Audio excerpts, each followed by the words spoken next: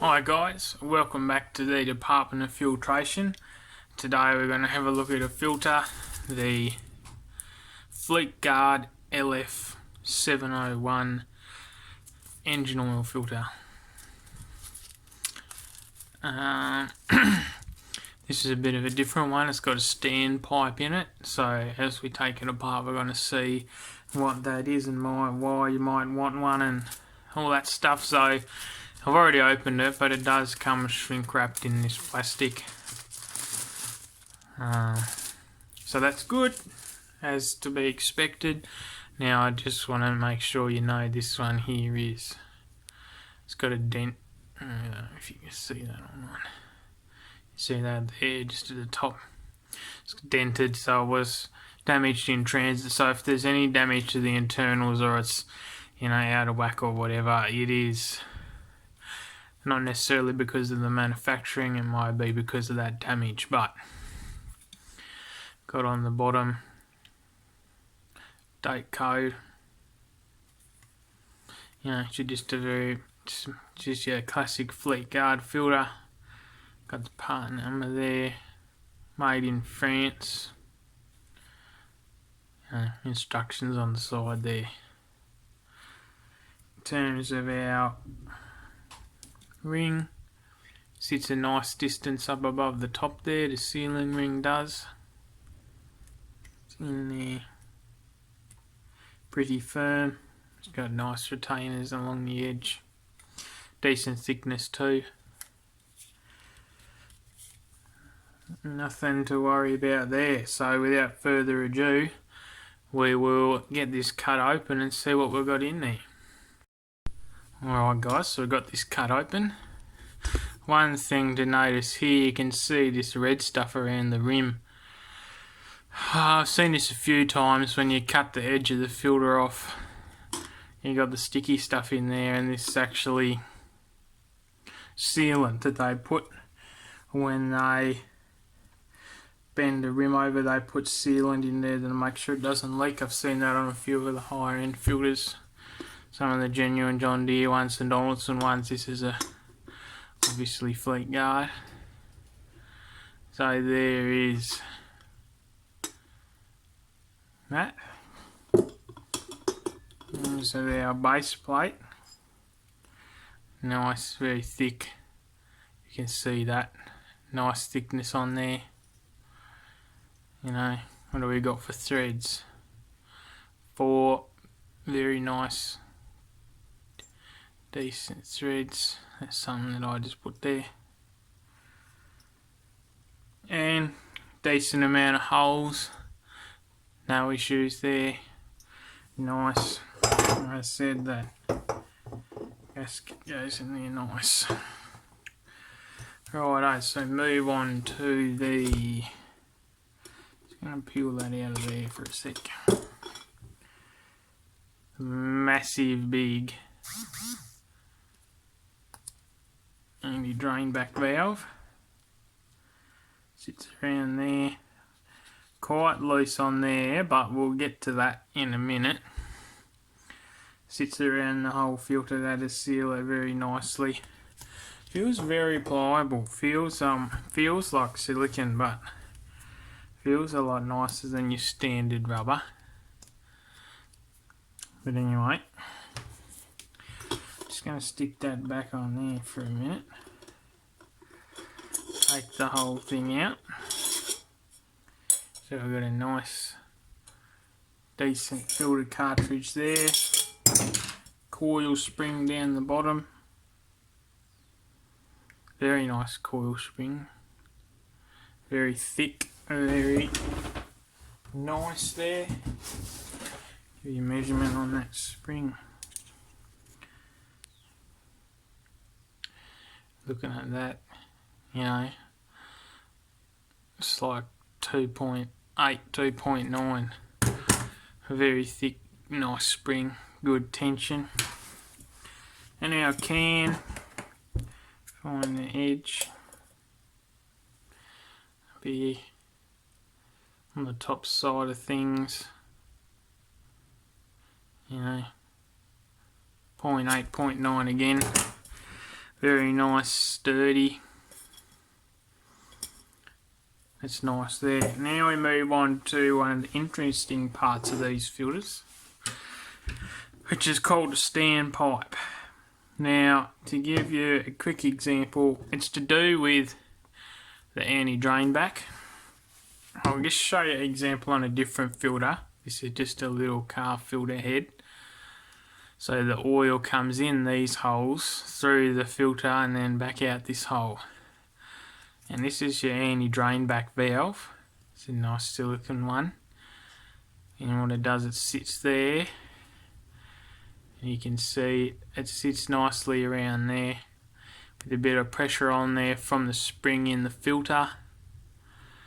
That's going to sit against there, and when oil pushes through, when the engine's running, it'll flap back, let the oil go through into the can. And when it stops running, if the filter's mounted this way up, then it means the oil, if you didn't have any drain back valve, all the oil from the outside of the filter is just going to run back down in the engine.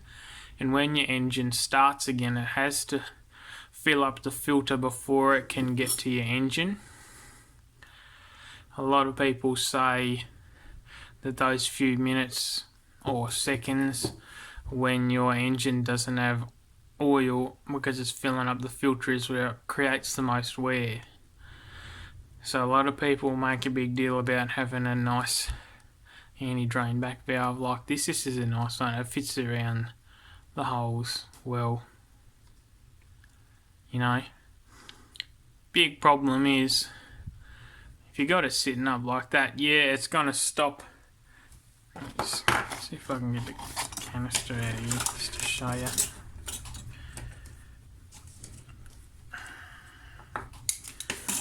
If that's sitting like that, then yeah, it's gonna stop the oil that's on the outside of the canister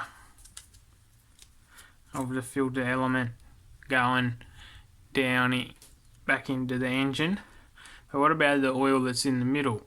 Or if your oil from the outside passes through the media and then down in the outside, you still end up with the empty filter. And that is where the idea of a standpipe comes in. So this filter's got a standpipe, which is this, which, if you guessed it, lets the oil stand in the filter. So essentially there's nothing special down here. That just sits in there like that. Locates and seals nicely. But essentially, when that's up in there, the oil that's on the inside of that filter is going to have to come up to the level of this pipe to be able to go down and then back into the engine. So your filter is only ever going to drain down to that level rather than the whole thing. Even with a decent anti-drain back valve like this, all the oil in the filter can still drain out because it can just seep to the middle and then come straight out. But if you've got this standpipe in the filter, that's going to give it a nice... The filter's just going to stay full of oil. And then this standpipe's got located tabs on the inside. So yeah, the gasket doesn't sit on there. There you see it's got tabs, and that helps locate it in the middle. Seals very nicely on there. And then you got that big old coil spring holding the filter together. Those two bad boys there, that filter ain't going to drain much oil at all. It's going to be full, ready for your next run. And in terms of sealing around the edge, comes down. You'd think that it's just sitting on that plastic rim. But it's not, it comes down, pushes down, and the rubber seal actually seals on there. So that's a very nice feature. You don't find it in a lot of filters these days. There's a lot of older engines that have this technology, and some of them even have them on the filter nipple. But this is one, and some people charge an absolute fortune for them. This is a LF701, right? This only costs about $10, you know. It's fairly cheap, you know. It's good quality Fleetguard, as we've already seen. It's a good filter. I looked up a Ryco equivalent to this. I think it's a Z38. Don't quote me. It was like $55. Pretty much the only difference between this and something like a Z9 is the standpipe. And you can tell you right now that bit of plastic's not worth $40. It might save more than $40 worth of wear to your engine, but it's not worth $40 in a filter. So that's what the go is with the standpipe. And as I said, that seals there nicely. I like the design of that. On the cartridge itself, nice solid metal end caps, spiral wound core, nice bypass valve in the bottom, standard Fleetguard cellulose, crimp metal seam. We'll cut this out just to have a look at it, see how much is there, and we'll be back. Right guys, so we've got the media cut out of the filter. As you can see, as expected, nice solid core, crimped steel seam, nice. Used a decent amount of glue, not too much, not too little. Pretty good pleat spacing, a little bit strange here, but pretty good all round. Certainly no worries there. Got our little coil spring loaded bypass. Have a few little marks down here. 120, 150, 130. Certainly no complaints there. And our media, just our standard Fleetguard cellulose. I'll put a little bit under the microscope and we'll have a look at that.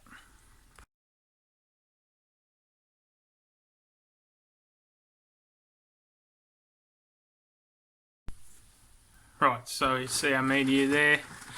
So no issues, just good old standard cellulose, which is what you're going to get at a filter at this price. Now, in terms of length and size, this has got about 2.9 meters, so close to 3 meters of media. Interesting thing to compare to the LF3313, which is your Z9, which has about 2.4 and also a lot less height. This is the centre out of the 701, and this is the Z9 one. The 3313 is shorter again, so considerably more media in the 701 than the 3313. Reason I'm comparing these two is they're both pretty much the same in the top. This is they got the same thread, same seal diameter, except your 701's got a lot better flow through the holes. Also about the same price, about the same bypass valve setting. The 1.3 is about 10 and this is 11, so not really sure, to be honest, on the tolerances of different engines, whether they're really picky about that sort of thing, like 1 psi on a bypass valve setting. But given that these are the same price, you're going to get more filter media, better oil flow. I think the coil spring's about the same. Spring on that 3313 is bigger because it's got a smaller element. You got a, that's actually pretty good. it's got a nice anti-drain back valve, but it's got no standpipe. So your 701's got your massive big anti-drain back as well as your standpipe. So if you've got an engine that uses a Z9 or a 3313 and you have problems with your engine building pressure or losing oil out of the filter, this may very well be a good option.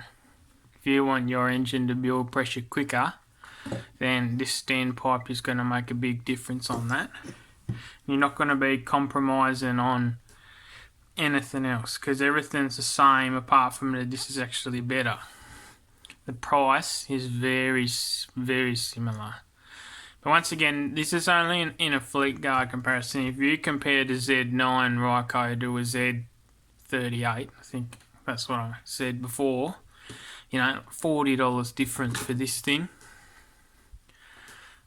In a brand like this, I don't know what Donaldson's like.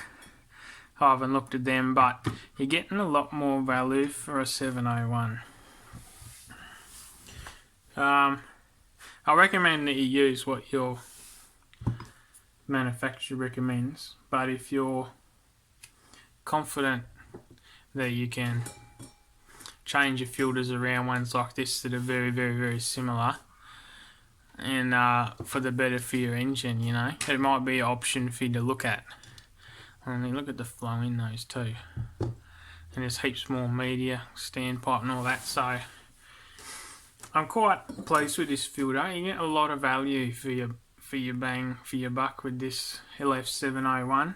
We expected that with a Fleetguard, and that's what we got. But it's even better than their own 3313. So there you go.